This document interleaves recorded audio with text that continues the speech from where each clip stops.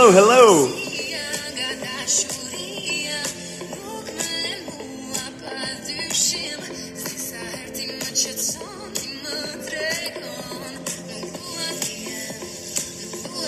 Nope. Hello, hello, hello. How is everybody today? How is your reading going? How was your week? Talk to me. 1 second. Let me put Tessa in here. Yes, I got a haircut. It's not as all over the place now. It's easier to manage. Feels pretty good. Is it working? Hey, T, what's going on? Yeah, it's working. I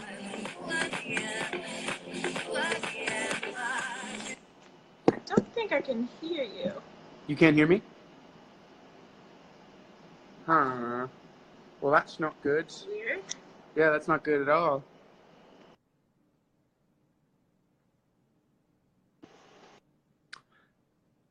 Can you hear me now? I can. Yay. Hey, Okay. good. And there's Yay. no echo, right? No echo for anyone? Anywhere? Do you still see the comments, T? Okay, I'm seeing comments so far. Although they stopped again. What do you mean? Like they're paused right now. Try to touch and scroll them up, maybe. Is that working? Yeah. Are people like commenting right now? Yeah. I hear no echo, Okay. no echo, you're great. Hey, hi Tessa.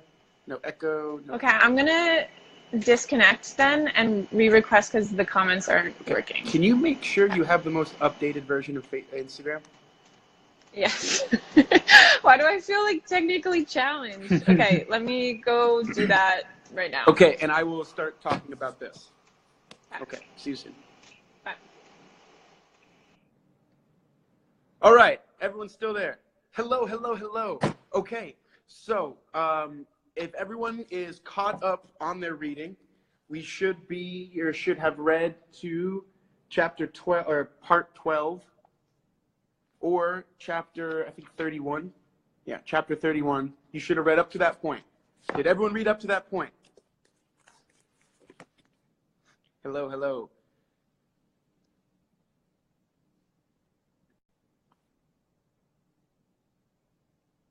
It's short.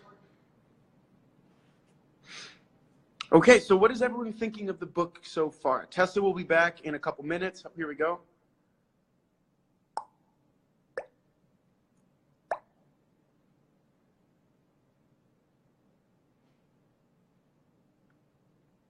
Thank you, thank you. Glad you guys liked the haircut. I haven't gotten a haircut in a while, so it felt good. T, are you there?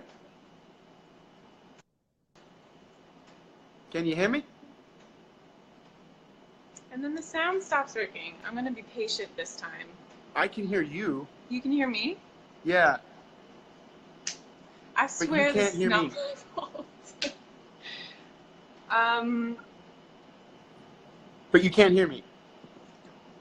I love that I'm like mouth. But I can No, you everyone can hear both of us. Can you, are your headphones on?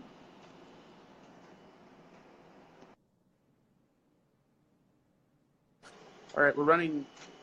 Can you hear me now? Yeah, it's like if I exit and then come back in, I can hear, but then I can't see the comments, so it's a bit of a.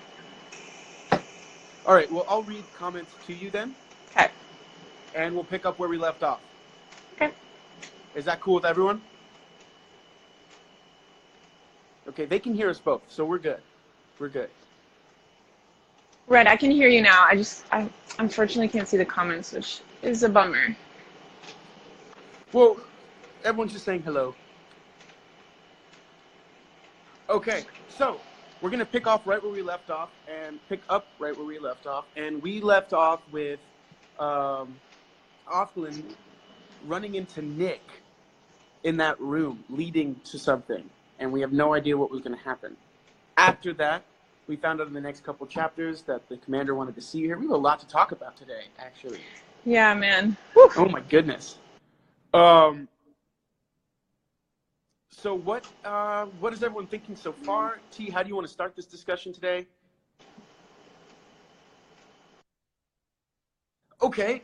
About Gaia says, Alberto, I got so many things to say and have found so many parallels between 1984 and The Handmaid's Tale. Can you not hear now? Yeah, no, I can. I got it. Okay. What else? I agree with you that there are a lot of parallels between Handmaid's Tale and 1984 because just like the basic premise of these books kind of loops them together. They're both dystopian. They're both about a time somewhere, possibly in the future, where people have lost their freedom. In Handmaid's Tale, it's a little more specific, similar to Fahrenheit 451, as to what world they're living in. 1984 is a little very specific as well. I find it interesting that we haven't really brought up Fahrenheit 451 as much as 1984 too. So I'm going to keep bringing up comments. The book is so good but terrifying. I find the book confusing at times because she's just back and forth with her thought process. Why do you think she has that back and forth? Well, yeah, T, go for it. You mean, okay, I thought it was so interesting how they show how she deals with boredom also a lot in this book, and how her mind she has to keep her mind busy or else that's how she's reserving sanity, is what she describes in the book. Do you agree with where I'm going with this? Yeah, absolutely. And I find that device so helpful, and it's something that when you're reading a book, you can dive into a lot, like into the dialogue that's going on in her thoughts. And so I found that to be really useful to help me understand the mentality of people in those type of situations. Mm-hmm. I find actually reading this book, I start to kind of scare myself a bit because I feel like I'm entering into the mindset of these handmaids and I'm reacting with them as if I am starting to think like them, which freaks me out. Yeah, but that's an incredible writer. Well, I think that's cool in a way because we are starting to get more of her perspective in that sense of living this double life, where one life she has to live a certain way with all of these very rigid, crazy rules, but then she's also allowed to have this very full internal life that no one will see, and like you said, she has to do to keep part of herself.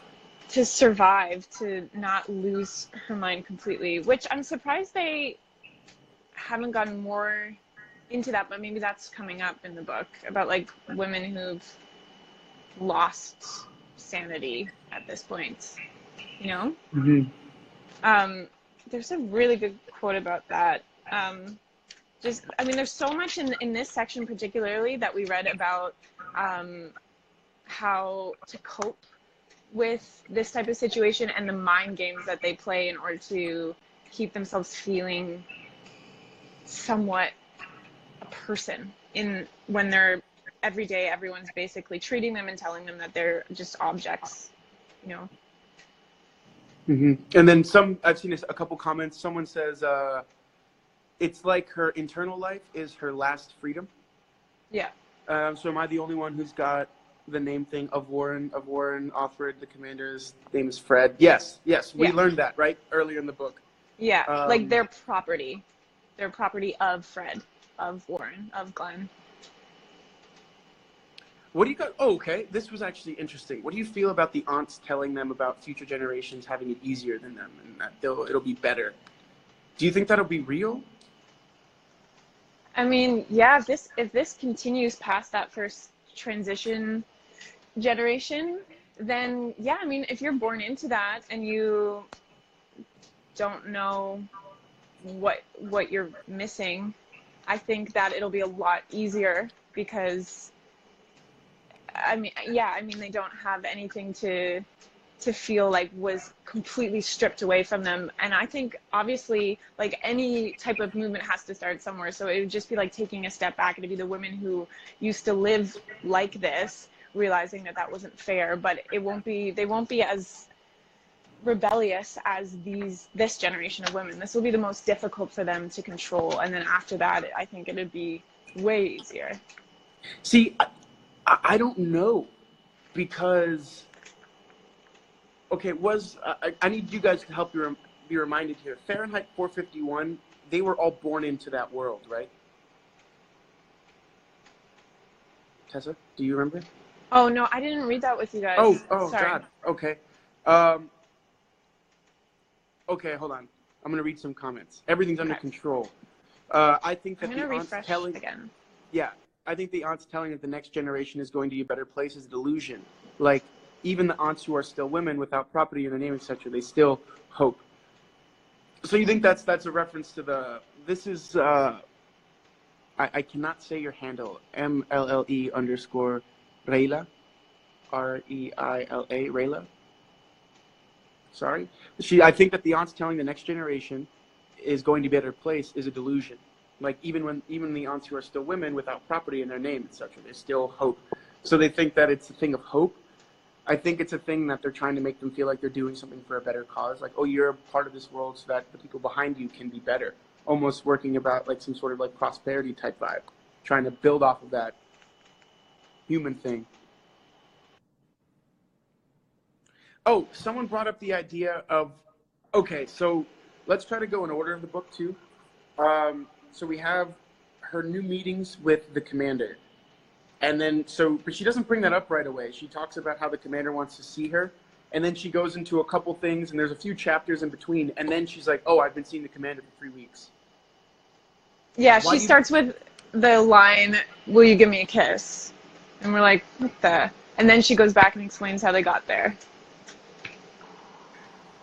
And I think, what do you think of that? Why do you think she told it to us like that and not the other way? I mean, I like that kind of storytelling because there is so many different facets of this world that she lives in, and I feel like it would, if it was told chronologically, I think it'd feel actually clunkier.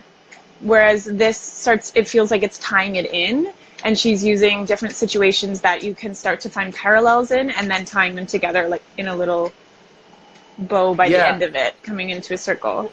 I think of it in 2 ways, like that, and then I think of it also as like that's the way that everyone else in that world finds out information. They don't find out before it happens; they find out weeks after, and then they have to piece it together like that. Mm-hmm. Yeah.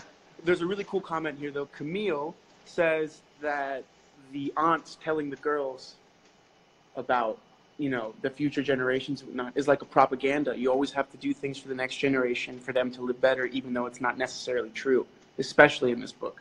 And I think that's something I hadn't thought about. How much of what they're constantly being told is a form of propaganda, even if it's how they're taking in the information and using it for themselves. Like they might have figured out a way to say, well, they'll probably take this information in like this, so we can use it if we shape how we say things. Yeah, of course. I don't know if that makes sense. Yeah, it's like how they're manipulating them with what information is available and how they present the information. Is that what you mean? Yeah. I also, same thing, like where you were talking about like withholding the information from the reader. It's the same thing. You're getting into that mindset, right? Where they're, first, a lot of time you're like, I mean, even the beginning of this book when she's going into the ceremony, but we don't really know what the ceremony is for a while. And I feel like that would be similar to when they're thrown into this world, not really understanding what's going on and being left with only parts of information. And it's their reality. So that's just such an awful thing to have to go through. And I feel like it puts you in that mindset too, where you're confused and you're trying to figure everything out and how to absorb this information. Yeah. I have 2 comments here. Jane McNulty says it wouldn't reflect on her thought pattern if it was in order. No one has thoughts in order. Like we have thoughts kind of all over the place, and they all kind of tie themselves to a singular, maybe idea. So I agree with that. And then Triforce of Dragons, welcome back. A part of me wants to say that she told it that way because that kind of humor, shock tactic, is what she was like in the past. That's really cool to think about. That That is she'd be cool. the type of friend that you guys would have brunch with every once in a while, and then someday she'd be like, "Oh, I have a boyfriend. I've been seeing him for a few months, by the way." And all of your friends would be like, "What?" Probably what happened with Luke, I feel. Oh, she's like, "So I have a boyfriend. He's married. He's Not married. to me." Whew. Yeah. Okay, I like that we have these other books. I don't trust the commander either, just like we didn't trust O'Brien, and I didn't really fully trust Julia in 1984. So people are pulling a lot of, they're like, oh, I see commonalities here. I see. So Lopresti Mariana, how's it going? She says, the relationship between these two is really weird, and it reminds me about the relationship with O'Brien and Winston for some reasons. The relationship where the one person has a lot of knowledge and power and is slowly giving bits of information and bits of that to Winston, except in Winston it was in a very compromised place. Not saying that she's not compromised with him, but Winston was like enduring well, maybe it is similar. Like he was enduring a bunch of torture, and like O'Brien was the one torturing him. And then they'd have these moments of like, it felt very weird. I don't know. This feels a little bit more like they're both in the hole together. He might be the only one that scratches out, but he wouldn't be untouched. The commander would get his own punishment. And someone brought up earlier, I didn't bring this up, that this is the first time in the book where we humanize men in a way. We get to see a guy be more human and not just a figure that she talks about in the distance. We get to kind of have a personal connection. Other than when she started sympathizing with him before the ceremony. Yeah. This is what we get to hear his voice. Right, yeah. And hold on, someone said this is the humanize him, and then we get to see that even in this world, although there is a power structure, someone said that it's the first time we see that the men are suffering too from older things that I think they didn't realize they were sacrificing. Like being able to play Scrabble with someone. And then, so I'll tell you another comment that I saw, because I'm just like holding them all in. Rita brought up the whole thing, and she goes, that part reminded her of 1984 when he let her read from the magazine. And she said that I have to read where I have to, I'm reading so fast, sometimes skipping words to make sure I can get as many in as I can. And I don't know, I think that's like a really... For me, Margaret Atwood has really brought me into this world in a way that's like disturbing and fascinating and scary and exciting all at the same time. Yeah, I find it so... Sorry, actually, keep going with your thought process because I was about to change topics lately. Every time we bring something up, I have like 8 thoughts. Yeah, I started writing stuff down like we do when we're together. So, same book club member from before, I was thinking about how these chapters were about the commander. How this man, even in a position of power, still wants something normal like Scrabble at night and a good night kiss that you meet. The way we keep knowing more about what happened, so at first you're wondering, would it be chronologically, would make spoilers of things. Oh, that's another thing. I'm like, how much of this is chronological? Well, I guess it is chronologically through this story of Ofglin, right? Like we're following her.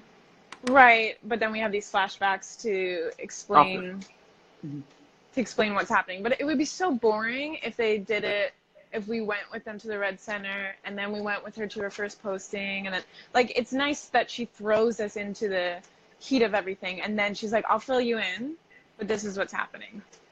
I think that's just more interesting as a reader. I've noticed a theme in the book too of separation.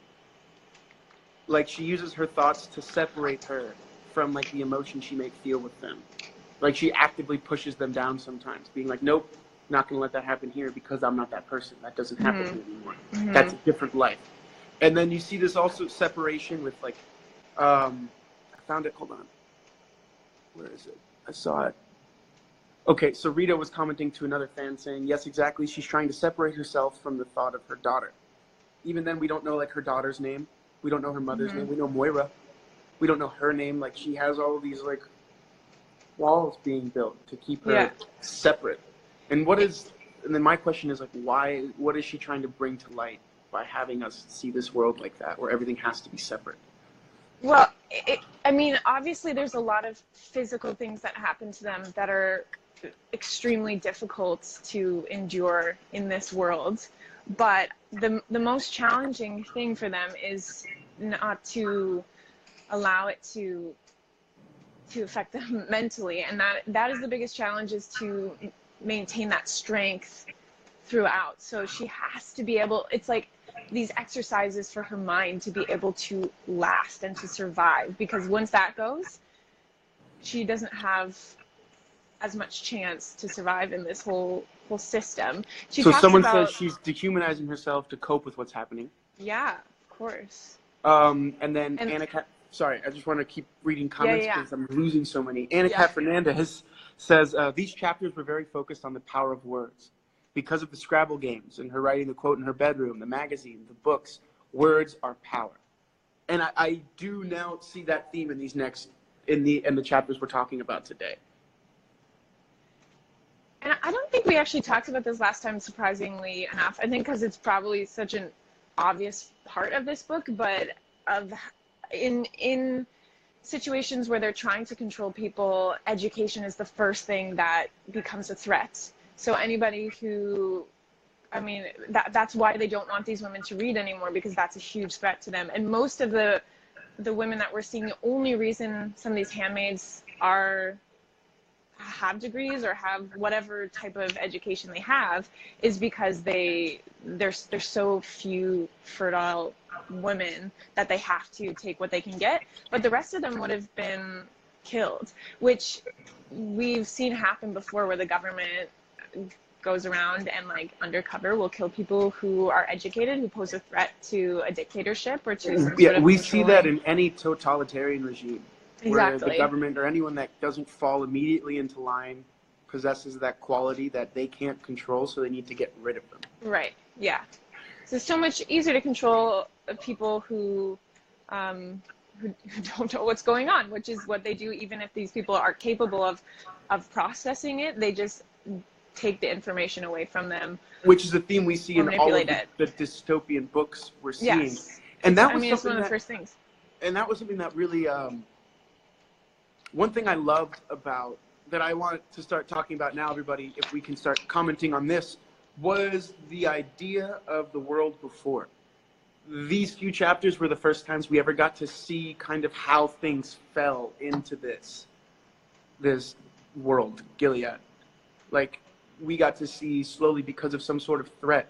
Mm-hmm. And then it's funny because Atwood is commenting there on like the fact that often in these regimes they use fear as like their main tactic to control. Fear of other, and then fear of something within. So there is no like safety and ground. And I think that's something we need to always be aware of too, just in like regular life. When are they using fear? Of course. And I think that's something else we could see. How fear is even a tactic for Auckland to use when they're in the office and he asks a question and she's like, I could tell he's a little bit afraid right now. Mm-hmm. It's interesting because they're both being compromised when they're in that situation. So that's sometimes how people can get away with doing things that are rebellious like that in those circumstances, because then they're both in on it. So they're both going to get in trouble if one outs the other. But I don't know. It's just, I find it's all very interesting to see what he has at stake and what would the consequences be for him versus what would they be for her. Mm-hmm.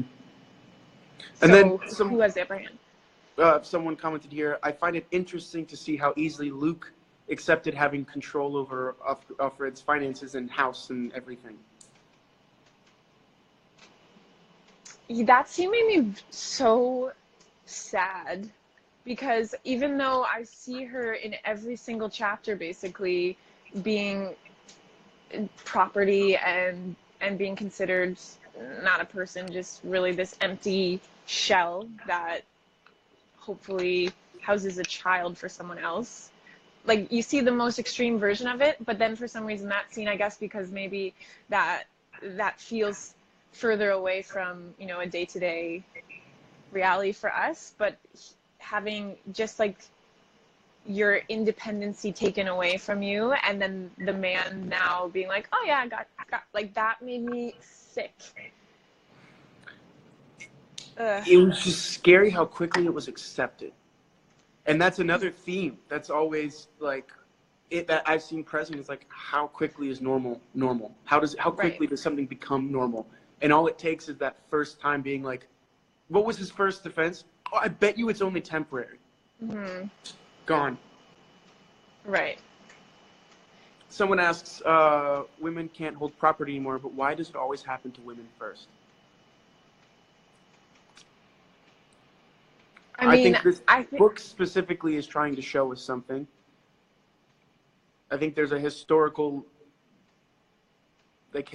patriarchal context to our society, the one that we currently live in, that's been alive since the biblical era. So I think there's that.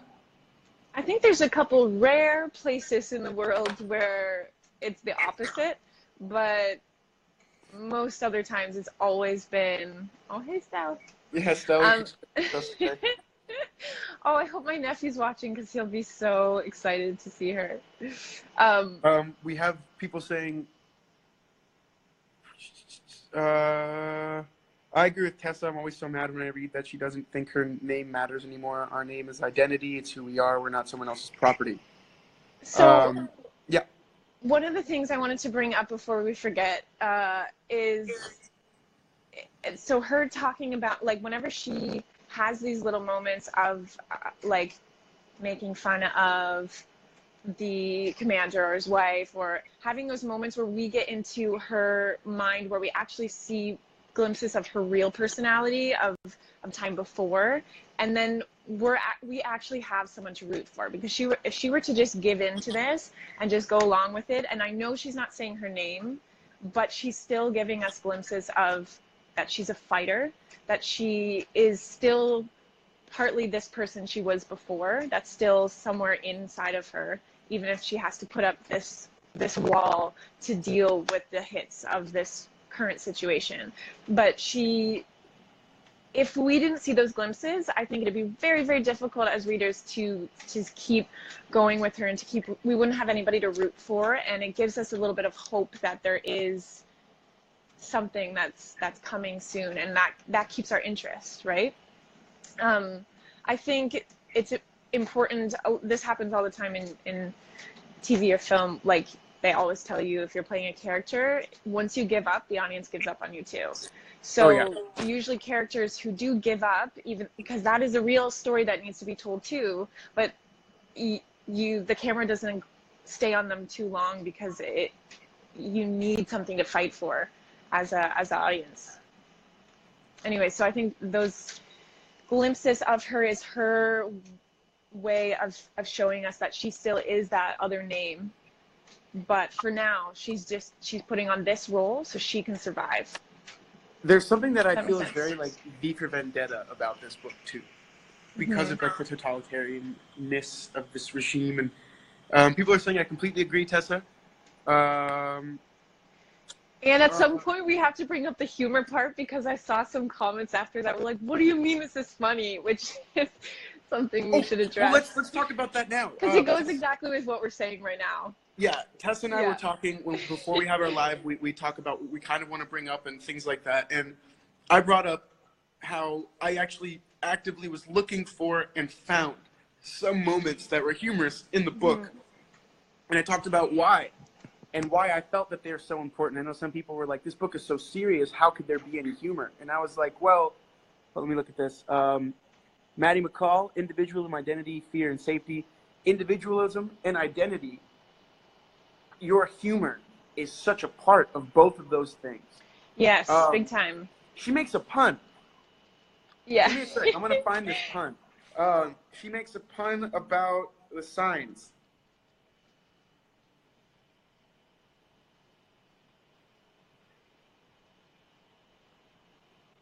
Ooh, I want to talk about another thing in a second. Okay, I have my quotes today too. Okay, you got it. Okay. Yeah, you go for it, T. What are you saying?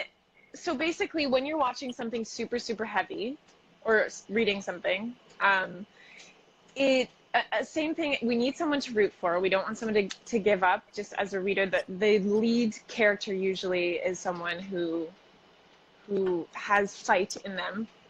And then at the same time, if it's really, really heavy material, as humans, our instinct always, when we dip down really far into a dark place, we try to do something to balance it out, because that's just the nature of humans generally, and especially humans when they're in really rough, difficult circumstances. They try to find some way to balance that. So when you're writing stuff like this, you need to find a little bit of levity in order to pull your readers through. So when she's like making fun of the commander, or her little comments that she makes, mostly I find a lot of the humor is coming when she has those thoughts in her head. One of the scenes that Alberto and I talked about that we think is so funny is when Offline comes to pick her up when they're walking, and she has her little thoughts that she says to her, and she's like, oh God, she's so annoying. And then she's like, oh, like, good morning. Like, it's like all these like pleasantries, and then she's like, what a pious little deep, you know, like, and then she's like, oh, we've been said good weather, you know, but like that's what she says, but in her head she's like, I'm over this girl. And that's just like such a, I love having those moments, because it gives us some sense of, okay, this girl's going to be able to make it through. She's going to be able to survive. She still has her personality somewhere within all of this. Did you find the quote? I found multiple quotes that actually kind of like brought up a new theme that I want to bring up. So I'm going to read them to you. The first one I want to read is, I remember a television program I once saw, a rerun made years before. I must have been 7 or 8, too young to understand it. It was the sort of thing my mother liked to watch, historical, educational. She tried to explain it to me afterwards, to tell me that the things in it had really happened, but to me it was only a story. I thought someone had made it up. I suppose all children think that about any history before their own. If it's only a story, it becomes less frightening. And then when I slide into... basically her mother just summarizing like themes of this book, you know? Yeah, literally though. And then when your mother's wisdom, you know, your mom's never wrong. The part where she talks about the mistress to the Nazi officer in a German camp. And, yes, what could she have been thinking about? Not much, I guess. Not back then, not at the time. She was thinking about how not to think. The times were abnormal. She took pride in her appearance. She did not believe he was a monster. He was not a monster to her. Probably he had some endearing trait. He whistled off-key in the shower. He had a yen for truffles. He called his dog Liebchen, and he made it sit up for little pieces of raw steak. How easy it is to invent humanity for anyone at all. What an available temptation. And then the last one is, we stood in a cluster on the steps outside the library. We didn't know what to say to one another, since none of us understood what had happened. There was nothing much we could say. We looked at one another's faces and saw dismay, a certain shame, as if we'd been caught doing something we shouldn't. It's outrageous, one woman said, but without belief. What was it about this that made us feel we deserved it? So with these quotes, I'm seeing this idea of like, why do we deserve the democracy that we live in? That, to me, that's just a question that I know this is kind of random. What's your role in a democracy to maintain it? Exactly. And then I think Margaret Atwood was kind of, to me, reading those quotes again after the conversation we've been having, is kind of like, oh, what makes me feel like we deserve the ability to even have this live right now? What have we personally fought for? What are we working towards that gives us this ability to have an individuality, to have a story that's our own, to do all of this? Has anybody felt so free in the last, like, since we started reading this book? I've really appreciated so many little things. Like, I've appreciated honestly being able to make a joke with someone out loud and not be like hit for making a joke, or like making my own coffee, you know, like stuff like little tiny things that I don't know. This book is just... This is cool though. Again, coffee is a thing. Having coffee is a thing. In 1984, we saw that, where they're like, oh, we only have fake coffee. We don't have real coffee. But when they found real coffee, it was like, it's funny how, I'm sorry, I just think it's funny how important coffee is.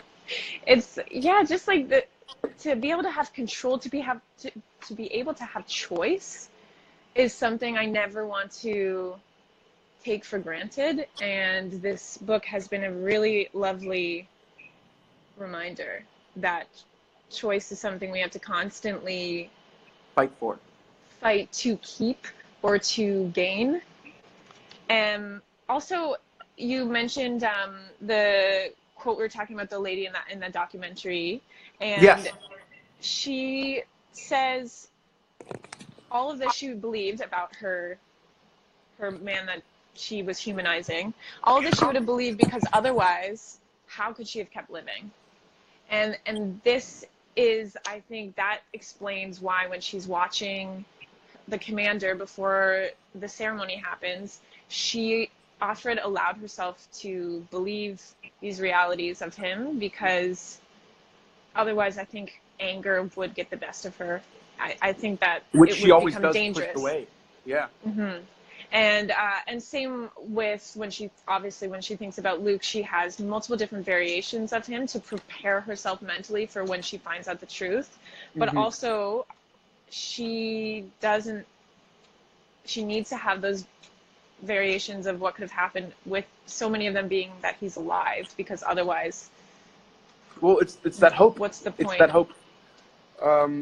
What is that? Life can't be lived without hope. There's a quote like that somewhere. Mm-hmm. Also, T, so you know, everyone's Yeah. kind of commenting. I've been thinking the same thing.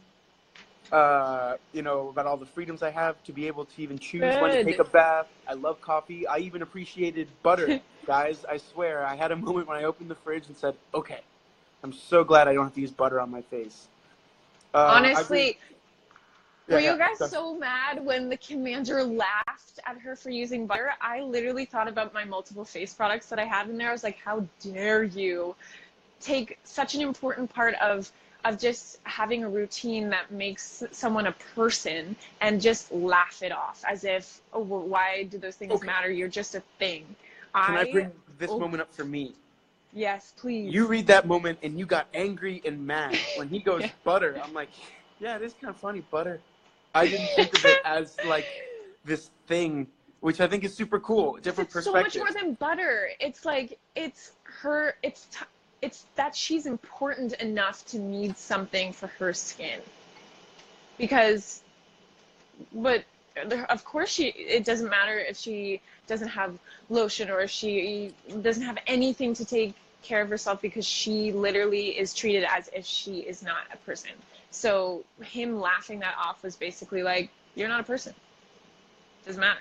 But then he gets to the hand lotion, thank God. But, yeah. Oof.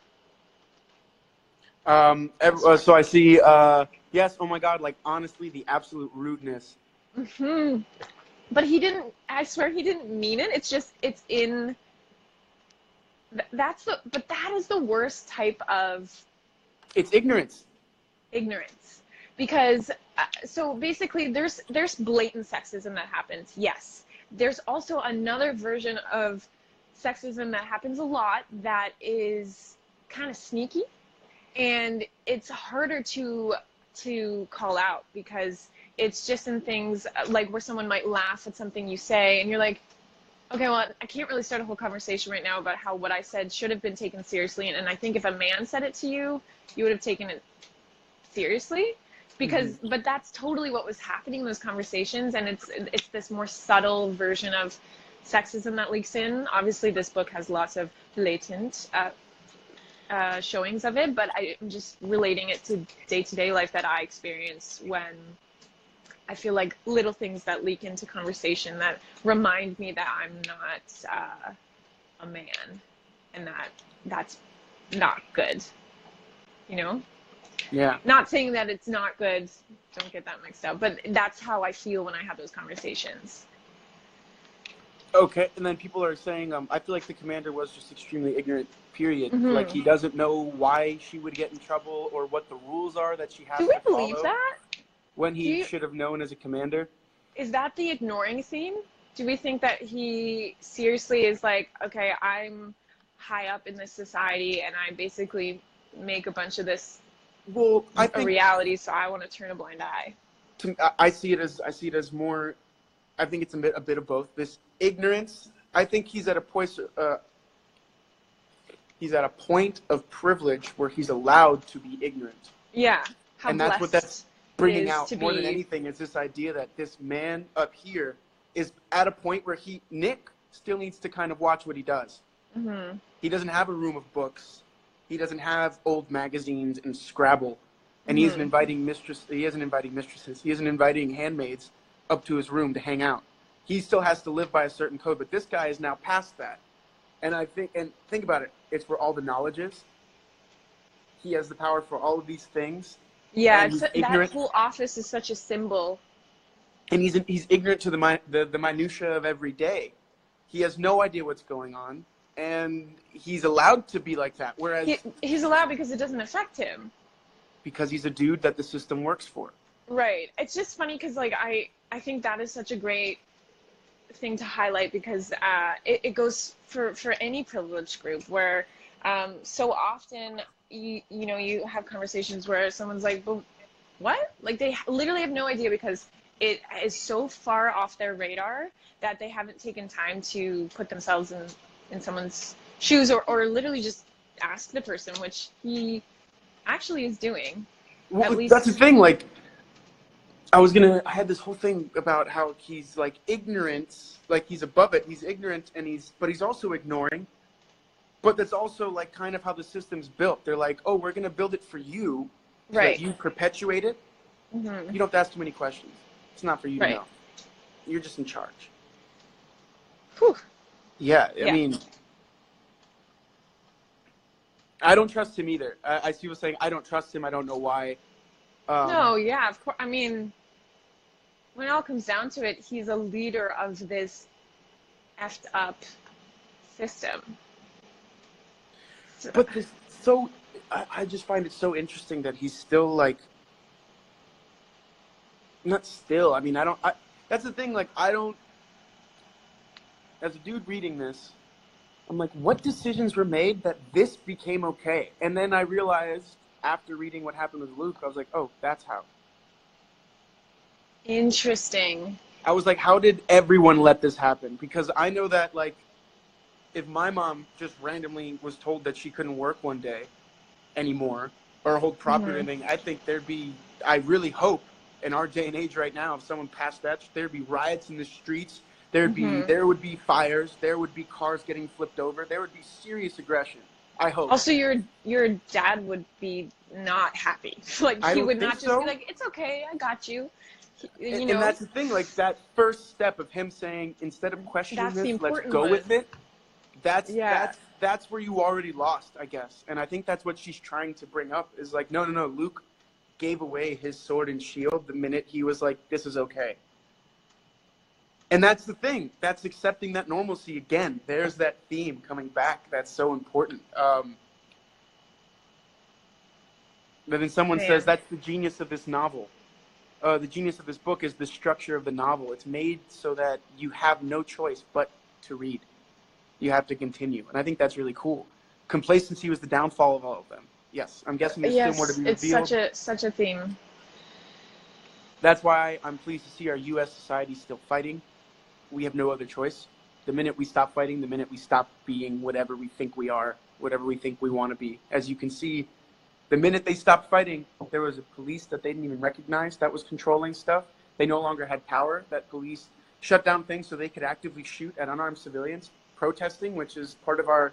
Think about it. They said the day that happened, they suspended the Constitution, which, as an American, is... Can you imagine that not being like, wait, this is shocking information? They're like, oh, okay. That would have been... What I'm interested in is how long people waited around in that period where they didn't really know what was happening, and why it wasn't more of a wake-up call to get... No, exactly. Do something about it or get out of there or something. I don't know. It's just we have to, like...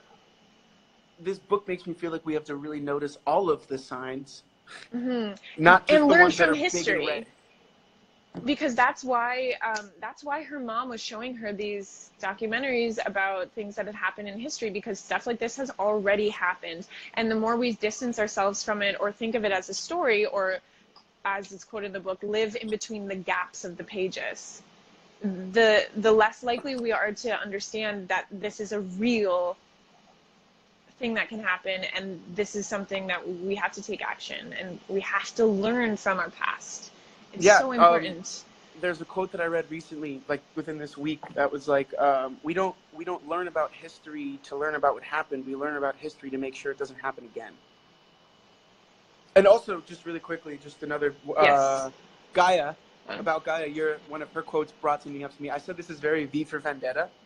In V for Vendetta, there's that scene where Natalie Portman's in the prison and she gets the notes from the woman that's in the prison next door, or like, in the cell next door. And that's like her way of saying, keep fighting, keep going. You can do this. And you see that in this with the other girl that died, being like, don't let him get to you. Like, I don't know. I think that's pretty cool.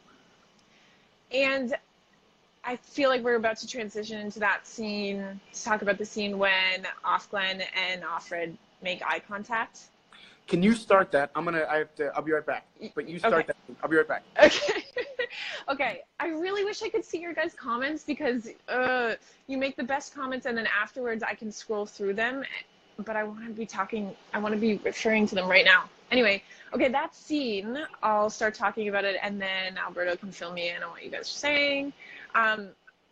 Basically, who else felt that, because now we're in this mentality of the Handmaids, when they made eye contact, I audibly gasped. I was like, oh, and it did feel so risky and almost violating, which I hate, because I mean, in our world, in Canada, I mean, if I didn't make eye contact with someone when I was speaking to them, they would think that was rude. But in this situation, we're so on board with how they're thinking that when they made eye contact, that Alberto actually was saying, it felt almost like sexual. It's just crazy how restricted they are, and so then these little things become huge. But when they made eye contact, that was such a exciting moment, because then I felt like, okay, there's hope. Like, it felt like another glimpse of hope, that she had been able to connect with someone, that she's not alone. Do you want to take it away? Yes. I heard you say, you said that I had said that moment was like sexual, and I wasn't saying because of like the fetishization of like two women. No. I was saying sexual because of I think Anna Cat Fernandez commented too, because of the intimacy. It was so powerful. Yes, and I don't mean it in like a weird. Yeah, it wasn't in like a weird thing. It was in like this beautiful moment of like true a charged, intimacy. Right. Like this charged moment where they were recognizing each other, in a way. Right. And I thought that each was other, so, and like, oh my God! Like reading it, I was like, whoa. Yeah. It almost felt to me as if time had stopped. Yes, and it did, even on the page. I want to go back and see how she structured that scene, because I felt like time slowed when they looked at each other. Like, I feel like she just... Are you looking that up? Yeah, what chapter was that in? I probably have it written. Or maybe not. Okay, hold on. That was not too far away from the end. Does anyone know what chapter that is? A moment of rebellion built on hope. Yeah, it was. That was...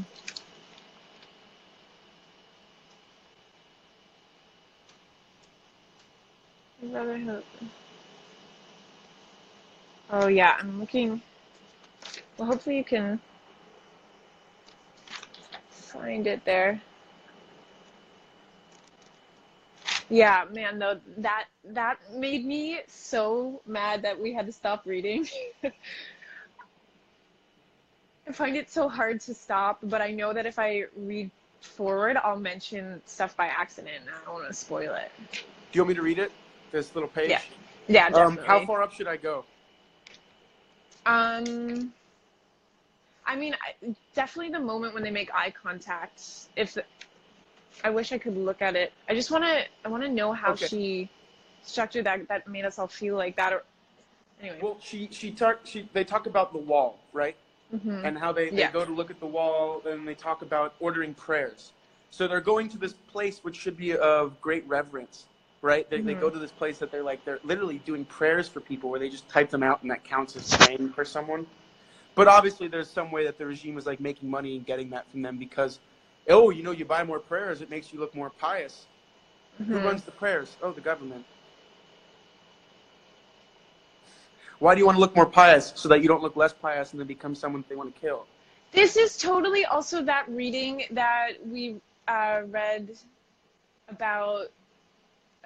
I don't want to take us off track, but this is very much when Jesus and his disciples were sitting there, and the scribes and the scribes walk over and they're like, "Oh, Jesus, your disciples are not washing their hands before they eat. That is against God's way." And Jesus is like, God's not working from the outside. He's working from the inside. Like, you can print as many of these prayer things as you want and pay the government to print them for you, or you can just be a good person.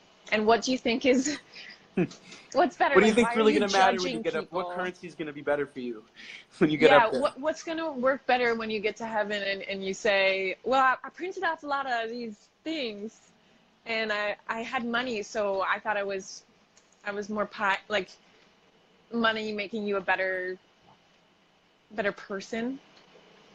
But it's just obviously the things they always use when trying to control. And it's funny that we see it in the Bible. We see it in Handmaid's Tale. We see it in all of these dystopian. The Bible's not dystopian, but there are lessons to be learned in every book. That's why books are important. Thank you, Camille. 15 minutes left. I'm going to read this to kind of bring it back, and then we'll go into favorite quotes.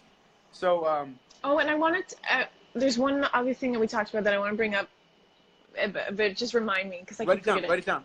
Yeah. Okay. Okay. So, I try to remember what this place sold when it was a store before it was turned into Soul Scrolls. I think it was lingerie, pink and silver boxes, colored pantyhose, brassieres with lace, silk scarves. Something lost. Ofglin and I stand outside Soul Scrolls, looking through the shatterproof windows, watching the prayers well out from the machines and disappear again through the slot, back to the realm of the unsaid. Now I shift my gaze. What I see is not the machines, but Ofglin, reflected in the glass window. She's looking straight at me. We can see into each other's eyes. This is the first time I've ever seen Ofglin's eyes directly, steadily, not aslant. Her face is oval pink and plump, but not fat. Her eyes roundish. She holds my stare in the glass, level, unwavering. Now it's hard to look away. There's a shock in this scene. It's like seeing somebody naked for the first time. There's a risk. Suddenly, in the air between us, where there was none before. Even this meeting of eyes holds danger, though nobody's near. At last, Ofglin speaks. Yeah, right? Yeah, it's that whole, I knew it, because I was like, I feel like there was this huge pregnant pause right there where all I could think about was the fact that they're staring, and it's because she describes them looking at each other for like 5 sentences. Right? Yeah, it was, so we see into each other's, boom, she's looking straight at me. New paragraph. It's a whole paragraph. We see each other's eyes. First time I've ever seen her eyes. I'm actually going to look at her face and talk about her face. And then she's still staring, level, unwavering. It's literally like she was, and then from, I think, we're so in Offred's mind, we forget to think about it from Offred's perspective. I think Offred was like, can I trust this girl? Can I trust you? That was the first, the crying thing happened. And then she waited however long in between that to see if Offred would tell anyone, and then she didn't. And then they make eye contact for a very long time, it seems. And that's the second where, she's just like slowly being like, okay, that worked. Okay, now I'm going to say this funny little comment about the prayers. That was a cool scene. Even reading it again, I'm like, whew. I know, because you can't breathe while she's talking about them. And then Tish Skywalker, cool name. She says the whole paragraph slows down the pace of the novel completely, which makes the whole scene more intense. Which I think is something we don't talk about a lot in this book club, but the pacing of the writing and the way if I wasn't reading Ana Cat Fernandez, I would be holding my breath too. Like, it was one of those things where it's just like, it takes your breath away. You just,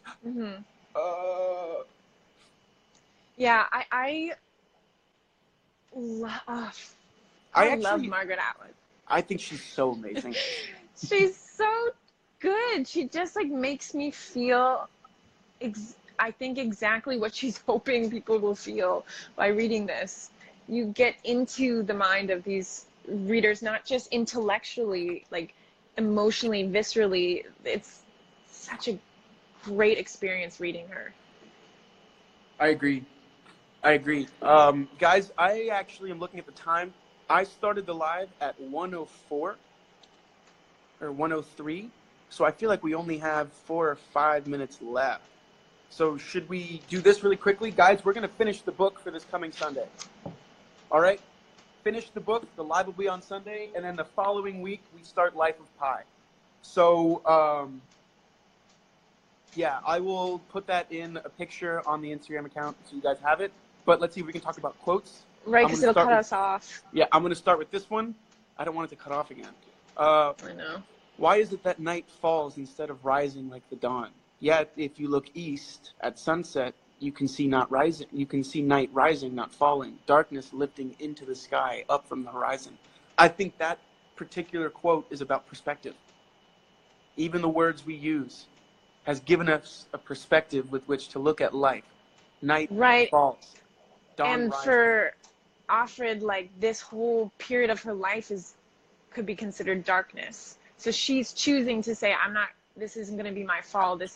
I'm going to get through this. I'm going to look at it from a perspective of strengthening me.